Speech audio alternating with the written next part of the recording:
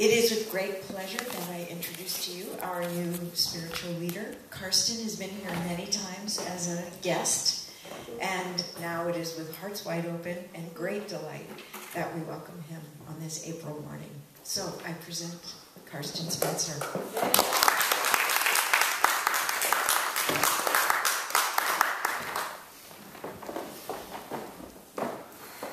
I just want to take in this moment and each one of your faces and just say that God is good. God is good. All the time. All the time.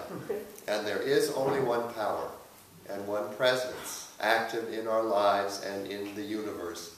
God, the good, omnipotent. And I know we all have moments when we forget that, or we doubt that, or we say, how on earth can this be good?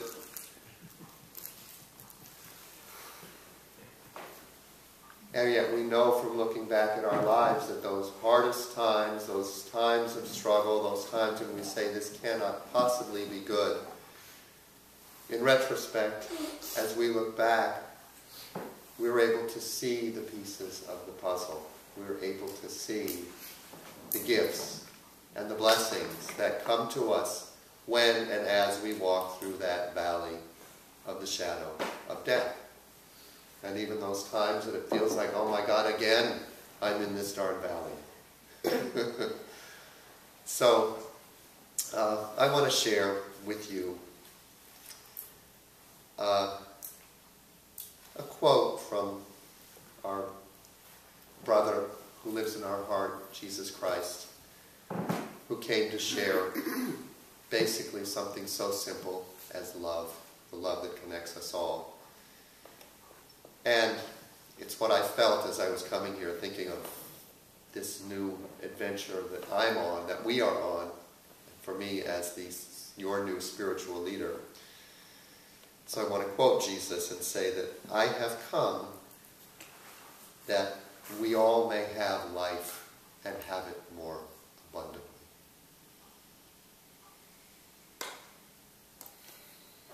And so what does that mean? I mean, it's easy to connect that with finances and prosperity with finances. We all want the substance to be able to pay our bills, to do what we want to do, to share with those that we love, to help those in need. But abundance is much more than finances. And as I look around the church today, I see and hear and feel the abundance present. I felt it when I walked in the door and saw the faces and felt the excitement that I had about me being here in a whole new capacity, and I felt it coming back from you. I felt it in the tears that were shared with me the minute I walked in, which to me that is such a big part of the blessings of the human experience, that we have this water. It comes out of our eyes, and it seems to come straight from our heart, and it's the same chemical compound as the oceans that surround the planet, that life itself moved out of, and we've gotten to this point that we actually can stand up now and look around and comprehend each other and feel each other's feelings and comprehend this amazing universe that we are part of, and even comprehend that God, whatever that means, that source that created it all, is within us and moves through us. That's pretty abundant. That's a lot of abundance. So I have so many things that I want to share with you, and the good news is I'm your new spiritual leader, and I've got a lot of Sundays to do it. And so I'm kind of looking at my notes and feeling the moment, and I guess I want to talk about faith. Faith and trust, and their opposites, doubt and fear. And so to kind of continue with that quote that I opened with, the thief comes only to steal and kill and destroy. I came that they may have life and have it more abundantly. And what did Christ our brother come to teach us? What was his message? And that's one of the things that is so powerful about this unity movement, which started, wow, over 100 years ago, with Myrtle and Charles Fillmore, who wanted to heal their own lives. And they had a book, the Bible, which is a really thick book with a lot of stuff in it. But they decided to start with the teachings of Christ because they saw how the world had changed in the 2,000 years since he came onto the planet. And from this tiny little town that he came from, began to share from his heart, and from what we hear, create miracles, do miraculous things. So they went to his teachings because they thought, wow, if he was able to create what we think of as miracles in his life, and if he also said, all this and more ye shall do. And he was talking about his miracles, right? All this and more ye shall do. He came and said, I am the Son of God, and we are all the children of God. So he was with us and among us, had a connection with that Spirit, but was sharing that we all have that same connection. So the thief comes only to steal and kill and destroy. I came that they may have life and have it more abundantly. So what is the thief? Fear. Thank you. Doubt and fear, worry, the ego mind, that place where we don't trust. I was so moved, as I always am, by Marvin's gifts here. Not only his brilliant tickling of those ivories. I mean, he played Mozart this morning and Gershwin. But then he puts together these brilliant, beautiful little videos for us to watch. And what I was so impressed with, that song, and some of you seem to know that first song. Is she someone who's part of the community? She's been here several times. Wow. She's like part of our family. Wow. Wow. So that was my sense. And what was her song about? Faith. And trust. And what did Marvin connect with that? Those birds. Yeah. Right? Those birds in slow motion. And what allows those birds to lift up and move into flight? Spirit. Same substance that we breathe. We forget that spirit is the root of the word inspiration. And that the word inspiration and expiration, it means to breathe. So spirit is this substance that those birds reach out and draw in, and it lifts them up into the sky. So let's all try that for a minute. Just open your arms out as though you're birds and draw spirit in. Can you feel it? Into your heart? Let's draw each other in with that energy. I'm drawing you in, my new community, and I want you to draw me in, to realize that what we do here is much more than my words. We are moving this spirit to ourselves and to each other. And that doubt and fear stops us, blocks us. And it has no reality. Because we are supported all the time, all around us, by the Spirit which is embracing us all the time, this invisible substance. We don't have to think about it, but our body is constantly drawing in the next breath. It knows when to inhale. It knows when the inhale is finished, and it knows when to let go. It's always receiving and releasing. So take a moment now to notice your physical body, which we don't think about a lot, but it just continues to support us. Notice as you exhale where that inspiration for the next inhale comes from.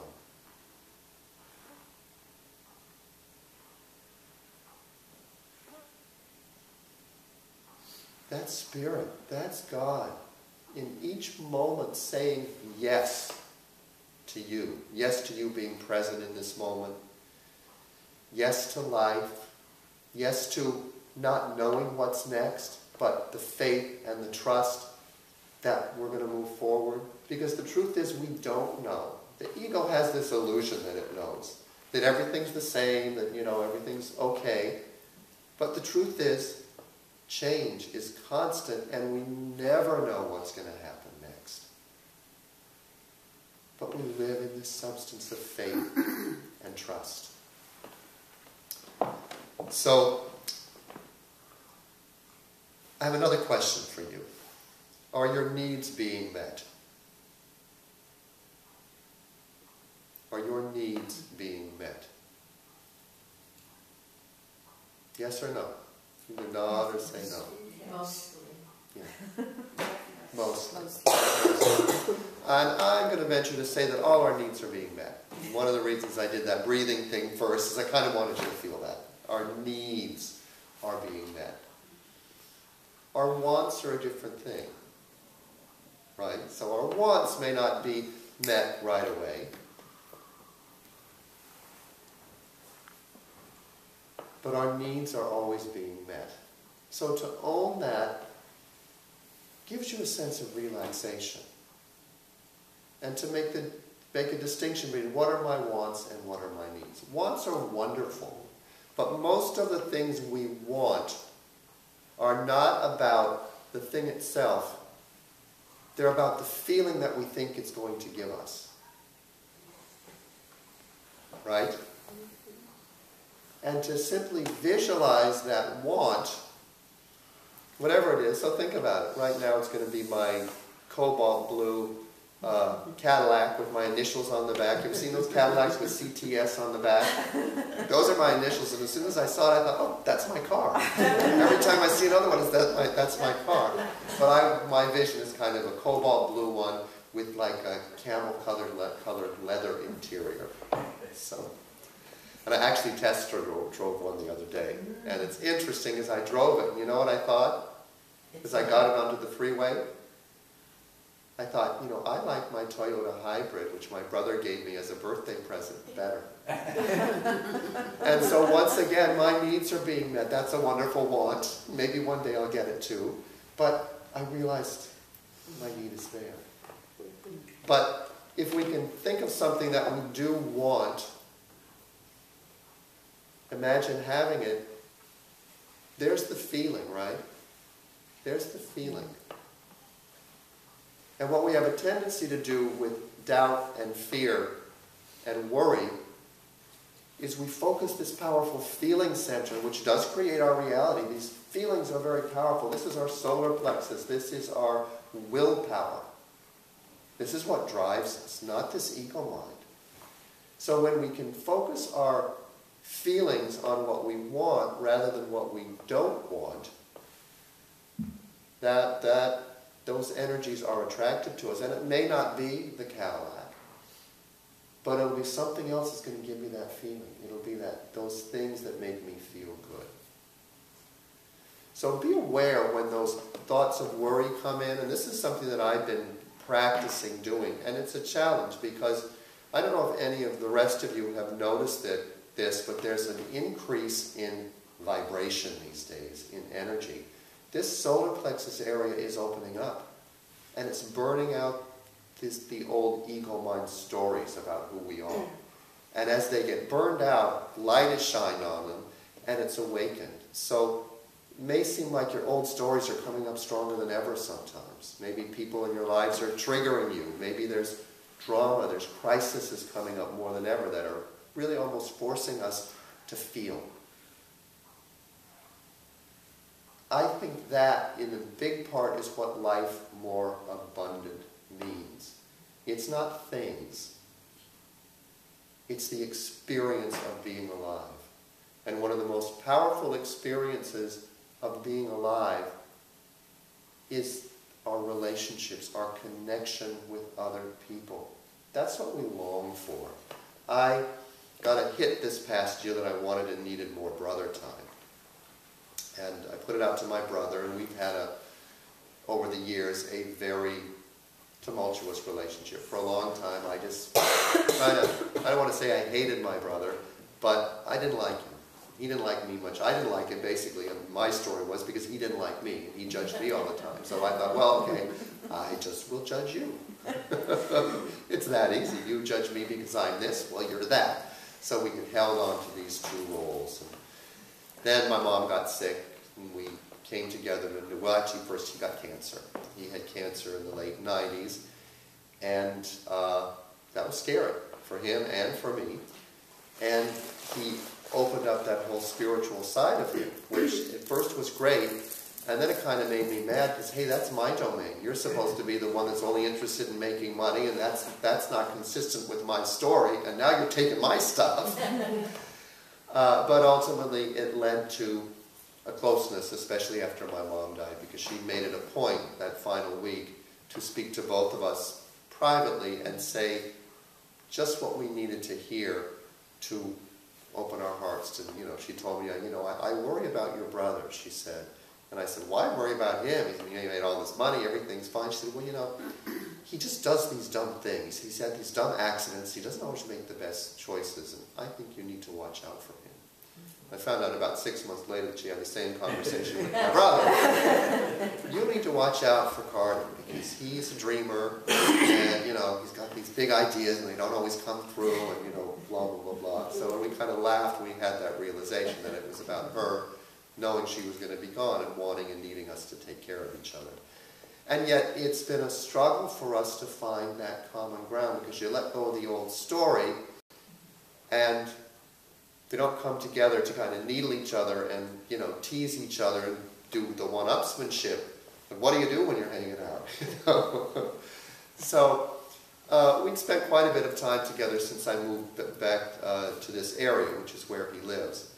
But it's very often other people were around, and I still felt this place in my heart. And I think I may have told some of you the story about when my mom had put the home movies on video a number of years ago, and she sent a copy to all of us kids, and I watched the home movies, and there was me and my brother loving each other.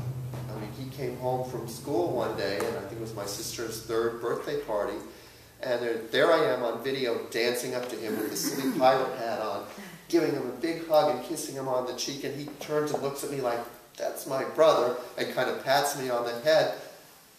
And I was, wow, we loved each other. And it was so strange to me because I had no memory in my heart of that feeling.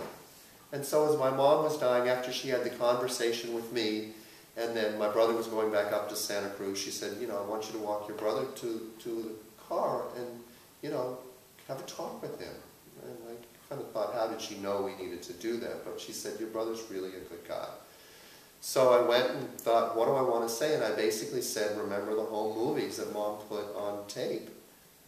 I said, I want to find that somewhere. And he said, me too. So we've been working at it for the past couple of years, and this past year a lot of stuff was coming up, and I felt a need to connect more deeply. So it brings me back to those wants. And another quote from our friend Price, ask and ye shall receive. And he didn't say, ask and then try to figure it out up in your head. Ask and figure out all the reasons why it can't happen. He said, ask and ye shall receive, which means to put it out there and let go. Once again, it's a place of faith and trust. So I sent him a text. I want more brother time. Pretty much period. I'd like to spend some time with you. And he wrote back, sounds great. And of course, the way things go, it took us a number of weeks, maybe even a couple of months to finally get together. And I was aware that part of it was my resistance. You say what you want, and then you realize all the reasons why you've kept your distance. And the same thing was happening for him. When I decided to get together, something would come up for him, and when it would come up on his side, I'd say, oh, see, I put myself out there, and he really doesn't want to do it. But then I was able to step back and look, okay, I'm resisting too. So finally the day came. I was actually coming back from speaking here one Sunday, and we were planning to get together. I go over the Golden Gate Bridge. I call him when I got back into town to find out where he was. He was going to be in the city doing some stuff.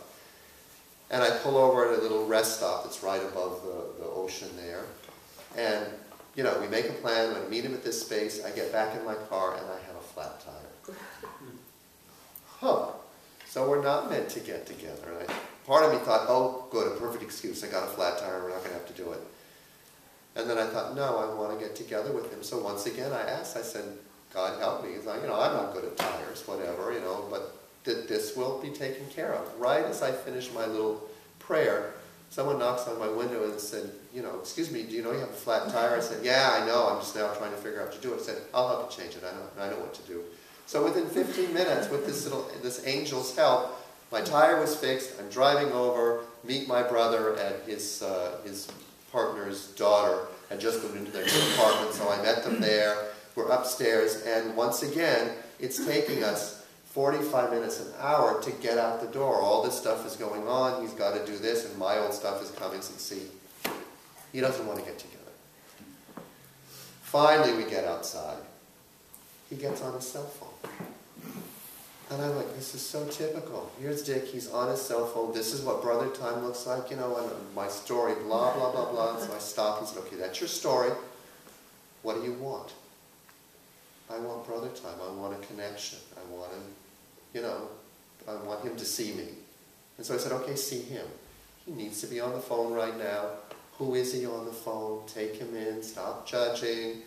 You know, and I was just, you know, like pulling eye teeth to do it, but I did it. Then he got off the phone, and I totally decided I was just going to, you know, just be there for him. And I opened my mouth, and I could hear, so Dick, we were supposed to get together, and now you're, but I didn't do it. I put my arm around him, and I said, so how are you, brother? And he looked at me, and he shared from the heart exactly what was going on, struggles with his business, conflicts around relationships and how to make everything in his life work. And of course, I have this vision of my brother that, you know, sailing along, everything's perfect. He certainly couldn't understand what I'm going through. And as he shared, I realized this is exactly what I'm going through. The details on the outside may be different, but the emotional, the vibration, the energy, he's in his life. He wants everything to work. He's got people he loves and things he wants to happen. And I looked at him and I said, wow, welcome to the club. You know, and I shared with what was going on with me. And it was really a wonderful, amazing afternoon. And the next thing that happened, I think for me, was one of the most powerful gifts. We went down into the barge, and we're waiting for the trains, and all of a sudden this woman comes up with, you know, a cane and her dog. And I looked at her, and she had glasses on, and they weren't dark glasses. They looked like prescription to me, and I could kind of see her eyes. And my immediate thought, I'm embarrassed to say, is, oh, she just wanted to get her dog in the subway. She's faking it. Oh, that is what I thought, you know, because I've seen people like that in New York. And I thought, oh, well, she got her dog in, you know. My brother immediately walks up to her as the train's pulling in, puts his hand on her arm, and says, because she's moving forward towards the train, he said, this is an express. He said, the regular, you know, the local will be in a few minutes. She grabbed his arm and thanked him with just this, you know, really warm squeeze. And I thought, wow. Wow. Here's my idea of who he is and who I am. I'm the spiritual one. I'm all loving. He just wants to make money. He's, you know, and who is the person who immediately has an open heart? And it just was a real eye-opener. A real eye-opener. When the train came and we sat down, I shared with him my internal process, and we laughed. We just laughed so hard. I said, oh, I'm going to have to tell Karima about that, who is his partner. And something opened up for me being willing to be vulnerable, saying, hey, here's my old story. Look at that. Isn't that funny? And then, not long after, he invited me to go to John of God with him, which I will be sharing more about that, but I think that's going to probably be a whole talk.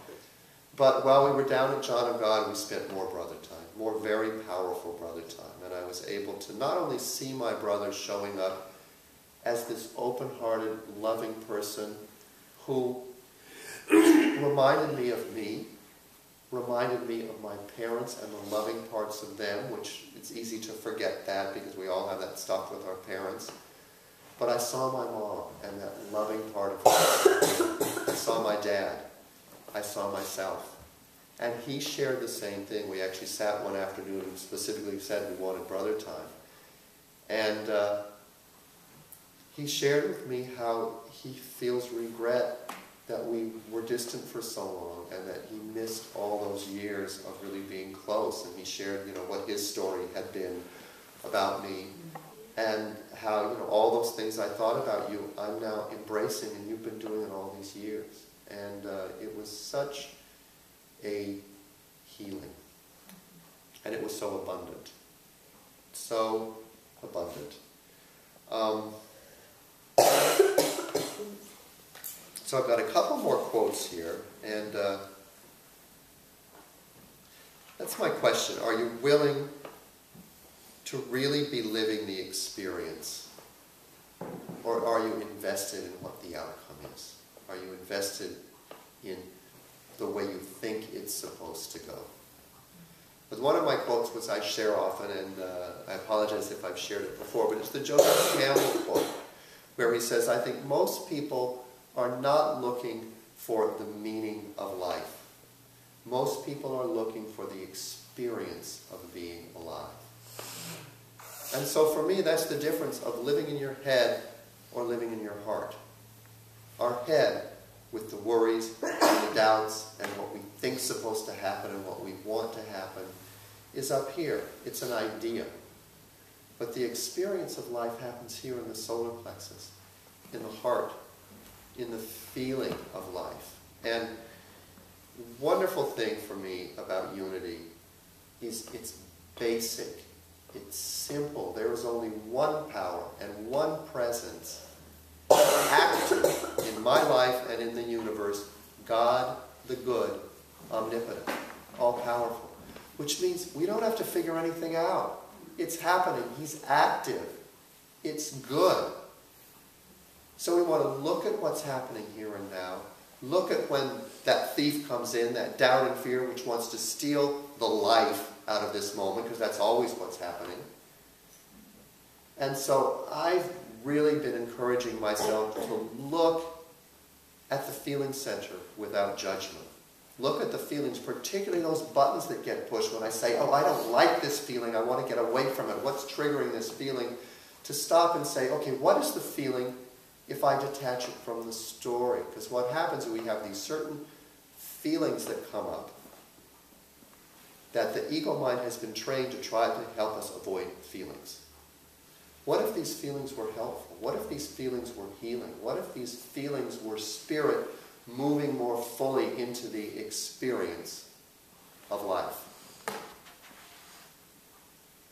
And I have found, and I've gotten, and I'm sure we all do, we've got those, we've got those key things that jump in and cause the worry, cause the fear, cause us to go into that place of pulling back and the story. Something needs to be fixed.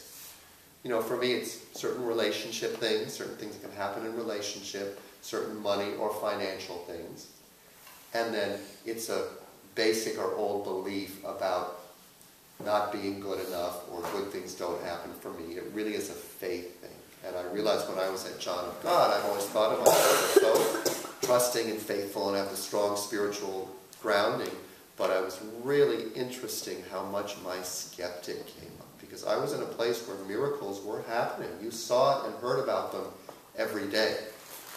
And yet there was that voice that kept coming up and said, oh, that's good, that works for them. But is it going to work for me? It's not going to work for me. And I was able to look at, that's an old story. And it triggers a feeling of fear and that there's something that I have to fix. It triggers that lack of faith. And so what I've been doing is practicing when those strong emotions come up, realizing what the story is that it triggers. And it's always, I'm going to be homeless or lonely, or people are going to be mad at me, or it's always, I've done something wrong. If I can let go of the story and say, what's the pure feeling? And can I attach it to something more faithful, more in alignment with God the good, omnipotent, that fear, that panic can very quickly turn into excitement, can turn into energy that I can then use. And I really saw that happen with my brother in a different way when I decided not to say, well, you know, Dick, we were supposed to get together and you've been on the phone and blah, blah, blah, blah, and said, so brother, how are you? I turned that resentment and story and fight into an open heart, into what these birds do, drawing life in. And we created that moment. So I want to end, and I've got to learn to keep my eye on the clock and figure out where I am. You're forgiven. Thank Yeah. you. And you will be forgiven. Thank you. So what I want to do is come to this quote that I just love because it really does confirm and affirm and exemplify what we're talking about here. When we did talk about our good friend Jesus Christ, who, once again, I want to remind us all, including myself, that he's in our heart. That's what he came to tell us. He came into this physical body to experience that divine energy because he brought it in for all of us. Because we are, as a human family, that connected. Anything that one of us experiences, we all have the experience. And it's the same thing with the suffering. If there is one among us who is still suffering and in pain, then there's a part of all of us that is. And to me, that's one of the most powerful things in your mission statement, which I need to learn better. I realized at the beginning I don't really know it completely. But it's about being a powerful healing force for ourselves and for the community. So we're owning that we are all connected. So, this is all about faith. But the ship was now in the midst of the sea, tossed with waves, for the wind was contrary. And in the fourth watch of the night, Jesus went unto them, walking on the sea. And when the disciples saw him walking on the sea, they were troubled, saying, It is a spirit. And they cried out for fear. But straightway Jesus spoke to them, saying, Be of good cheer. It is I. Be not afraid. And Peter answered and said, Lord, if it be thou, bid me come unto the water. And he said, Come. And when Peter was come down from the ship, he walked on the water to go to Jesus. But then he saw the boisterous wind. He was afraid, and beginning to sink, he cried, saying, Lord, save me. And immediately Jesus stretched forth his hand and caught him, and said unto him, O thou of little faith, wherefore didst thou doubt?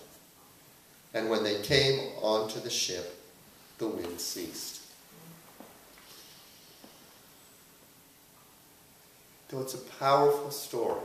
And I know in unity, or in some aspects of unity, we question, is that real or is that a metaphor? Did Jesus really walk on water or is it a metaphor? And I think in one sense, it doesn't matter.